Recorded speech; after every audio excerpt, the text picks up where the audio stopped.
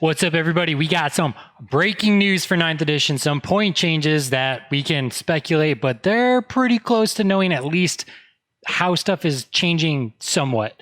So what we saw before is we saw, a couple units like the Cultists and Intercessors, which were about a 20% increase. Well, today they showed some Patrol 500 point examples. Now, we don't really know what the points are for the Indominus box set, so we don't know what the Space Marines and the Necrons are really going to look like.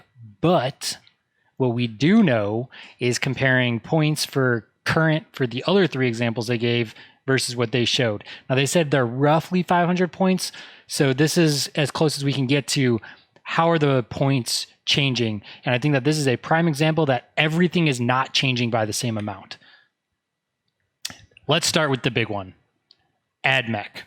So they basically said these are based off of their starter sets and stuff for the factions, and they said that they added some destroyers in here. So if you go and you plug these points in right now, this is a 183 point increase. Unless I'm completely crazy, that's what I got out of it.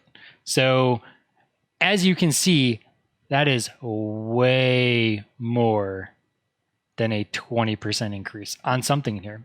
Like, don't know, but that is a really big increase. So something in here, if I had to guess, I'm guessing it's the destroyers. I'm guessing the destroyers are changing in price by a lot. Probably because they're pretty strong. So I'm going to say that the destroyers probably are going up in points, and that's what's going to make the biggest point offset here. But that's a 500 point army. So yeah, that's a big whoa. Then you go to the second one and you look at Chaos Space Marines, only a 40 point increase. So that is not bad. That's like what, 7-8%? So like that is a super low point increase.